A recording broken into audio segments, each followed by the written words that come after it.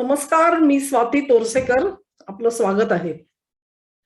युक्रेनचा संघर्ष जसजसा पुढे येतो आहे, त्यातून एक गोष्ट खूप स्पष्ट झालेली आहे की भारताने एक अलिप्त राहण्याचं एक धोरण स्वीकारलेलं आहे. आणि असं असून सुद्धा पुतीन यांचा जो रशिया आहे त्यांनी मोदींना दिलेलं झुकतं माप हे अनेकांच्या डोळ्यामध्ये भरलेलं आपल्याला दिसून येतं.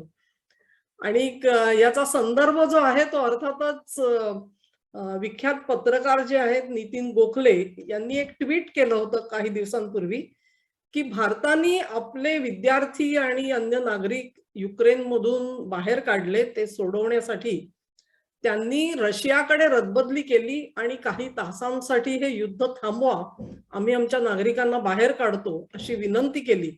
आणि रशियाने देखील मोठ्या मनाने ती विनंती मान्य केली आणि त्यानुसार मग पुढच्या कारवाया झाल्या आणि सर्व नागरिक हे सुखरूप बाहेर काढण्यात आले. असं म्हणणारे एक ट्विट हे नितीन गोखले यांनी केलं होतं. हे ट्विट आल्यानंतर फारच मोठी खळबळ झाली आणि खरोखरच मोदी यांचं स्थान पुतीनसाठी, रशियासाठी किती मोठं आहे ह्याची एक जाणीव सर्वांना होऊन गेली. अर्थात आपल्या सगळ्यांना माहिती आहे की भारताच्या परराष्ट्र खात्याने श्री गोखले यांनी दिलेली ही जी बातमी आहे ती निराधार आहे आणि अशा पद्धतीची भारत सरकारने रदबदली केली नव्हती किंवा रशियन सरकारने सुद्धा आपलं युद्ध थांबवलेलं नव्हतं असं स्पष्टीकरण दिलेलं आहे. तर इथे एक गोष्ट मला अशी वाटते की अधिकृतरित्या ह्या गोष्टी कधी सांगितल्या जात नसतात आणि सांगितल्या जाऊही नयेत.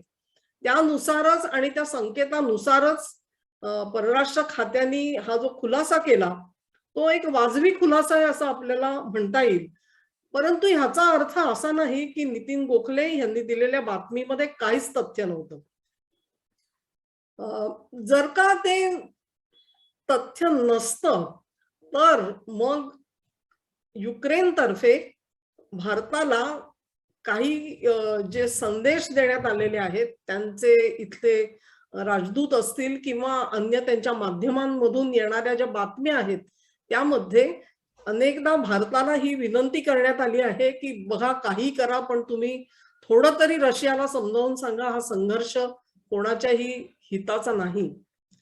आणि अशा पद्धतीचं आवाहन जेव्हा युक्रेनकडून करण्यात आलं त्यानंतर त्याच्यावरती उठलेली जी टीकेची झोड आहे ती तुम्हाला आठवत असेल. काहींनी याची आपल्याला जाणीव करून दिली की युक्रेननी मात्र वारंवार भारताच्या विरोधामध्ये भूमिका घेतली आहे. काश्मीर प्रश्न असेल, पाकिस्तान असेल, या सर्व पार्श्वभूमीवरती युनोच्या सुरक्षा परिषदेमध्ये सुद्धा त्यांनी भारताच्या बाजूनी कधी आपला कल दाखवलेला नाही. मग आज हे युक्रेन सरकार हे भारताला असं का सांगत आहे की आमच्यासाठी तुम्ही रदबदली करा कारण तुमच्या शब्दाला वजन आहे, तुमच्या शब्दाला महत्व आहे. तर ह्या सगळ्या जर तर आणि या सगळ्या गोष्टींना तसा फारसा अर्थ नसतो. एखाद्या संकटामध्ये सापडलेला जो देश असतो त्याला आपले सर्व अभिमान, सर्व भूमिका बाजूला ठेवून मदत कोण करू शकेल त्याच्याकडे याचना करणं, किंवा याचना हा शब्द ठीक नाही, कदाचित आपण म्हणू विनंती करणं, हे अगदी स्वाभाविक आणि सुसंगत गोष्ट आहे आणि युक्रेननी ते जसं केलेलं आपल्याला दिसतं.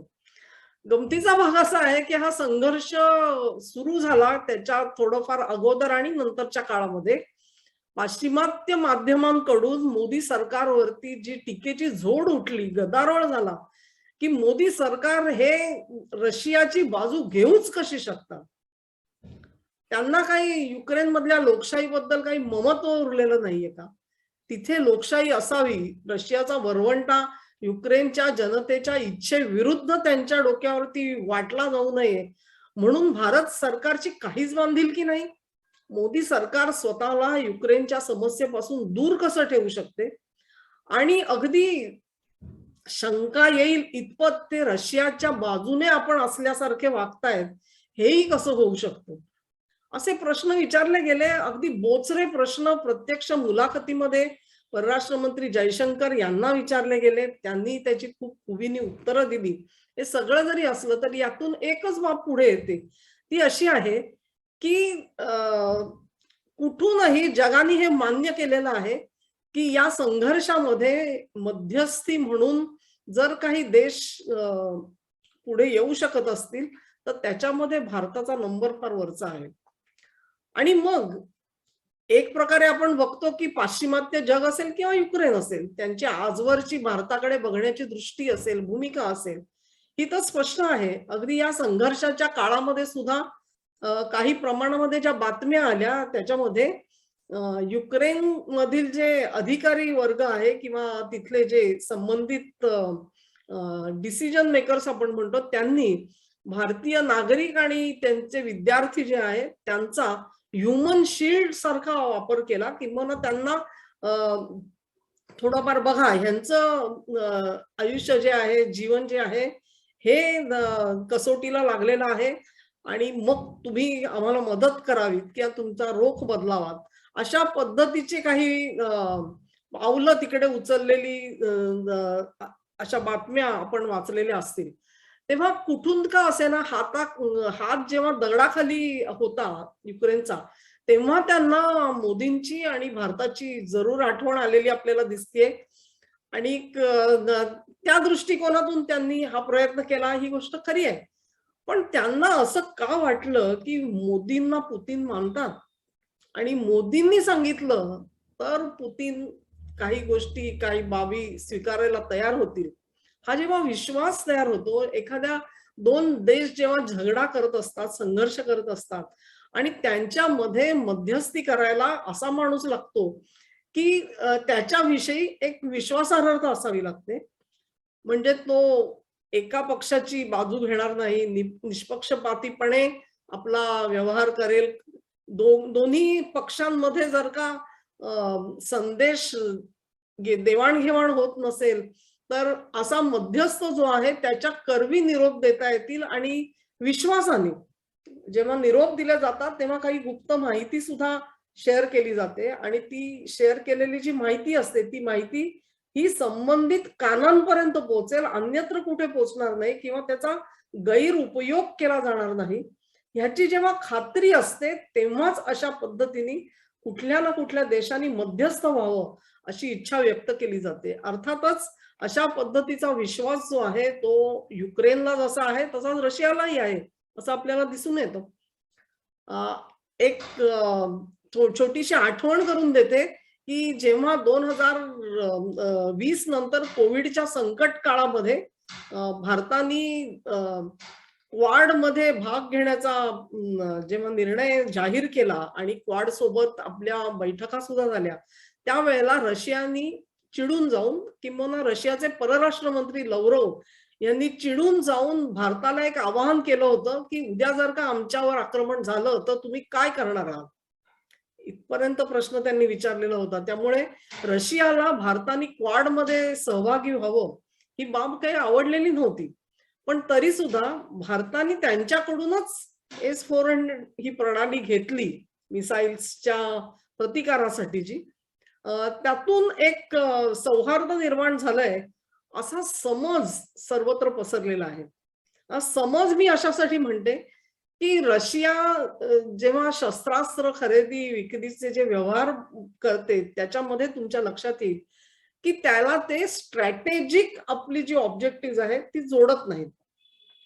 म्हणजे एखाद्या देशाशी संलग्न असलेली तिकडची भू राजकीय परिस्थिती असेल किंवा भू आर्थिक परिस्थिती असेल, त्या परिस्थितीवर अवलंबून राहून आपली शस्त्रास्त्र त्यांना विकावीत की नाही हा निर्णय रशिया घेत नसतो.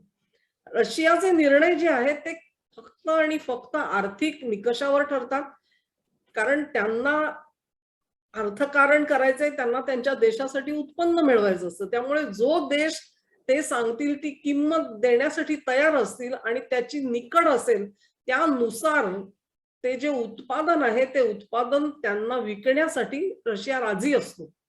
आणि मग असे जेव्हा आर्थिक संबंध असतात ते संबंध जे आहेत ते कुठल्या तरी धोरणाशी जोडून बघितले जात नसतात.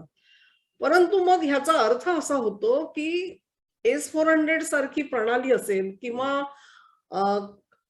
काही लष्करी तज्ञ असं बोलून दाखवतात की बाबा भारताचे 60-70% जे आपल्या संरक्षण खात्याशी संबंधित असलेले शस्त्रास्त्र असतील, इतर सामग्री असेल, ही सामग्री अजूनही रशियन बनावटीची आहे आणि ती आपल्याला अजून मेंटेन करायची आहे पुढची काही वर्ष. मग असं असेल तर आपण रशियाला कसं काय दुखवू शकतो? तर ह्याच्यावरती मी एका निवेदनाकडे तुमचं लक्ष वेधू इच्छिते. माझे जे पहिले गुरु आहेत त्यांचा मी नेहमी उल्लेख करत असते, ते बी रामन. रॉचे ॲडिशनल सेक्रेटरी म्हणून त्यांनी काम केलं. दुसरे आहेत ते निवृत्त ब्रिगेडियर डॉक्टर सुभाष कपिला.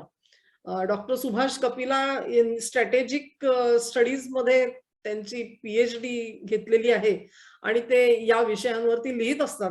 त्यांनी असं एक ट्विट केलेलं आहे की रशियन बनावटीची लष्करी सामग्री आहे हे फारच पोरकट कारण आहे आणि भारताला जर का भूमिका घ्यायची असेल रशिया संदर्भात तर हे कारण बाजूला ठेवून ते खुशाल त्यांना पाहिजे ती भूमिका घेऊ शकतात. अगदी रशियाच्या विरोधात जाणारी भूमिका सुद्धा घ्यायला कसलाही प्रतिबंध नाही असं त्यांनी स्पष्ट केलेलं आहे. त्याच्यामुळे हे जे कारण थोडंफार दाखवलं जातं की अगदीच ते पूर्णपणे लागू नाही असं आपण नाही म्हणू शकत.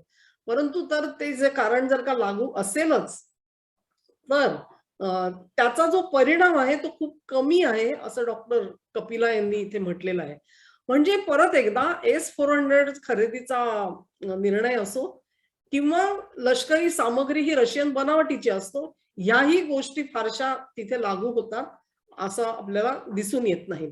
S-400च्या बाबतीमध्ये पुन्हा आपण त्याला दुसरा जोडलेला जो कंगोरा आहे तो सतत पुढे टाकला जातो आणि त्याचं जोड जी आहे ती भारताने अमेरिकेसोबत काटसा करार करण्याचा जो एक मनोदय दाखवलेला आहे, तर त्या काटसाच्याच नियमांनुसार आणि जे लोक हे रशियन प्रणाली विकत घेतील त्यांना निर्बंध लागू होतील, त्यांना तिथून पुढे अमेरिकेची जी शस्त्रास्त्र आहेत आणि त्यांची स्ट्रॅटेजिक शस्त्रास्त्र आहेत त्यांच्या सोबत व्यवहार करता येणार नाहीत. अशा पद्धतीचे जे निर्बंध आहेत ते कायद्यानेच लागू होतात. कुठल्या एका प्रशासनाला असा निर्णय घेण्याची गरज भासत नसते. तर हे निर्बंध लागू होतील असं चित्र समोर असून सुद्धा भारताने S-400 घेण्याची तयारी दाखवली आणि तो निर्णय आज पूर्णत्वाला नेताना भारत दिसत आहे. त्यामुळे भारताने कधी त्याही बाजूचा फारसा वाव केलेला आपल्याला दिसत नाही. तेव्हा पुतीन यांच्या मनामध्ये जर का मोदींच्या बद्दल काही चांगले विचार असतील आणि त्यांच्याबद्दल विश्वास असेल काही, तर तो अर्थातच वेगळ्या कारणांमुळे प्रस्थापित झाला आहे असं आपल्याला दिसून येईल. त्याचा दुसरा एक संदर्भ मला द्यायचा आहे तो असा की अफगाणिस्तानमध्ये ज्या वेळेला अमेरिकेने निर्णय घेतला की आपलं सैन्य परत बोलवायचं आणि अत्यंत घाई गर्दीने तो निर्णय घेतला गेलेला आपल्याला आठवत असेल. त्या संदर्भामध्ये तालिबानांसोबत अमेरिकेच्या चर्चा ह्या त्या अगोदरच्या 2 ते 3 वर्षामध्ये दोहा या कतारच्या शहरामध्ये घेतल्या जात होत्या आणि त्याच्यामध्ये या चर्चांमध्ये भारत अगदी खूप शेवटच्या फेऱ्यांमध्ये त्यांना सहभाग मिळाला. परंतु त्या अगोदरपर्यंत रशिया असेल, चीन असेल, पाकिस्तान असेल हे सर्व सहभागी होत होते त्याच्यामध्ये. त्यामुळे अफगाणिस्तानमध्ये काय परिस्थिती असणार आहे यामध्ये रशिया हा पहिल्यापासून बुडलेला होता असं आपल्याला दिसून येईल. पण त्यामुळे रशियाचं एक आकलन होतं की अमेरिकन सैन्य माघारी गेलं तर तिथे काय होईल आणि परिस्थिती कशी बदलेल ह्या संदर्भामध्ये त्यांची काही मतं होती आणि ती त्यांनी त्यांच्या अनुभवाने कदाचित ठरवलेली असतील.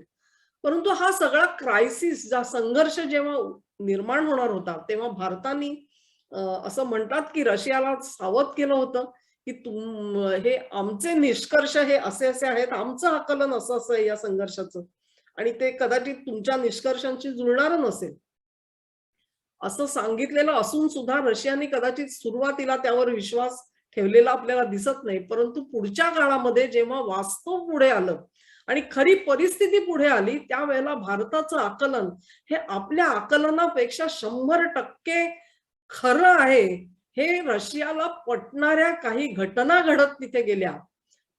त्यातून एक वेगळं चित्र निर्माण झालं आणि भारतीय जे आस्थापन आहे त्यांचं अफगाणिस्तान परिस्थितीबद्दलचं आकलन जे आहे ते अत्यंत वास्तवदर्शी आहे. हे पटल्यामुळे रशियाने अफगाणिस्तान बद्दलच्या आपल्या काही भूमिकांमध्ये थोडासा फरक केलेला आपल्याला दिसतो. अफगाणिस्तानच्या संदर्भामध्ये मला हेच सांगायचं आहे की अमेरिकेने तिथे सोडलेली जी शस्त्रास्त्र आहे सोडून दिलेली होती. काही $1 बिलियन शस्त्र सामग्री, सगळी युद्ध सामग्री सोडून ते तिथे गेले. ती कुठे पोचली आहेत आज आणि त्यांचा रोग कोणाकडे आहे? तो रोग खरंच रशियाकडे आहे का? आणि या विषयाचा रशियाने जर का आधी अभ्यास केला नसेल आणि भारतीय आस्थापनांनी त्यांना त्याबद्दल सावध करून सुद्धा ते त्याबद्दल अनभिज्ञ राहिले होते आणि नंतर जेव्हा परिस्थिती समोर आली तेव्हा त्यांना ते मान्य करणं भाग पडलं. त्याच्यातून एक मोठा बदल झालेला तुम्हाला दिसेल आणि मोदी सरकार जे आहे ते आपल्याबद्दल जे काही विचार करतात तो विचार हा कसा वेगळा आहे आणि त्याच्यामध्ये भारताचे स्वतःचं हित जरी असलं तरी सुद्धा त्यांनी रशियाच्या हिताचाही पुरेपूर निष्पक्षपातीपणे विचार केलेला होता. हे दर्शवणाऱ्या काही घटना ह्या गेल्या काही एका वर्षामध्ये घडल्या आणि त्यातून पुतीन यांचा मोदींवरचा विश्वास द्विगुणित झाला असेल अशी माझी कल्पना आहे. तेव्हा या दोन्ही नेत्यांमधलं किंवा त्या दोन देशांमधले जे संबंध आहेत ते संबंध हे आर्थिक किंवा लष्करी खरेदी व्यवहारापुरते नसून ते धोरणात्मक दृष्ट्या एक आहे हे आपल्याला दिसून येईल. आपण जगाकडे कसं बघतो, भारत अमेरिकेकडे कसा बघतो, पाश्चिमात्यांकडे कसा बघतो, चीनकडे कसा बघतो किंवा अन्य आपल्या आसपासचा जो परिसर आहे त्या परिसराबाबतचं आकलन काय आहे ह्याबद्दल पुतीन यांचे विचार जे आहेत त्या विचारांना थोडंफार घडवण्याचं काम, त्याला थोडं वळण देण्याचं काम भारताकडून घडलेलं आज आपल्याला दिसून येतं आणि ही खूप मोठी जमेची बाजू असते, खूप मोठी जमेची बाजू असते. कारण तुमचं मत काय हे जाणून घेण्यासाठी जर का एखादा देश तुमच्याकडे उत्सुकतेने वाट बघत असेल, अधीर असेल, तर ती खूप मोठी अचीवमेंट आहे असं आपल्याला म्हणता येईल. आणि हा जो एक विश्वास मोदींनी संपादन केला आहे पुतीन यांचा, त्याच्यावरून पुतीन यांच्याकडे त्यांचं वजन किती मोठं आहे हे आपल्याला लक्षात येतं. आणि म्हणून हे जे वजन आहे पुतीनचं, मोदी यांचं पुतीन यांच्याकडे, त्याचा वापर आमच्या समस्येसाठी करा, हा संघर्ष मिटवण्यासाठी करा, अशा पद्धतीची विनंती युक्रेन मधून आली तेव्हा हा विषय करावा असं मला वाटलं. तेव्हा पुतीन मोदींना का मानतात ह्याची कारणं ही आर्थिक असण्यापेक्षा धोरणाशी सुसंगत असलेली कारणं आहेत हे तुमच्या जरूर लक्षात येईल. अजून एक टीका सतत मोदी सरकारवर केली जाते की Russia is a junior partner of China. म्हणजे असं की जर का तुम्ही चीनला हा तुमचा सर्वात मोठा प्रतिस्पर्धी आहे असं जर का तुम्ही मानत असाल तर रशिया हे त्याचं पिट्टू आहे. आणि आज बायडेन प्रशासनाने जी काही पावलं उचलली आहेत युक्रेनच्या संदर्भामधली, त्यामुळे आणि ह्या संघर्षामुळे पुतीन हे चीनच्या कॅम्पमध्ये, त्याच्या शिबिरामध्ये, गोटामध्ये अधिकाधिक ओढले जात आहेत, कारण ते अमेरिकेपासून दूर पडत चालले आहेत. आणि अशा परिस्थितीमध्ये हा ज्युनियर पार्टनर जो आहे चीनचा, तो तुमच्या कितपत उपयोगाला येईल. उद्या जर का भारत आणि चीन असा संघर्ष उभा राहिला तर त्या संघर्षामध्ये रशिया खरोखरच तुम्हाला मदत करेल का, तुमच्या मदतीला येईल का, असा एक खोचक प्रश्न विचारण्याची आपल्याकडे एक पद्धत आहे असं आपण बघतो. परंतु त्याच्यावरती मला असं म्हणायचं आहे की रशिया हा चीनचा ज्युनियर पार्टनर आज जरूर दिसत असेल. रशिया समोर आर्थिक निर्बंधांमुळे जे संकट उभं राहिलेलं आहे त्या संकटामुळे तो चीनच्या अधिकाधिक जवळ जातानाही आपल्याला दिसेल. परंतु एक वेळ अशी येईल, एक वेळ अशी येईल की चीन आणि रशिया हे एकत्र जाऊ शकणार नाहीत. काही कारण आहेत त्याच्यासाठी आणि त्या राजकीय कारणांचा तुम्ही विचार करावा असं मला वाटतं. ती कारणं जी आहेत ती परत एकदा भारत आणि रशियाला एकत्र आणणार आहेत. ती कशी आणणार आहेत हे कधी ना कधी माझ्या कुठल्या ना कुठल्या व्हिडिओमध्ये मी त्याचा उहापोह जरूर करीन.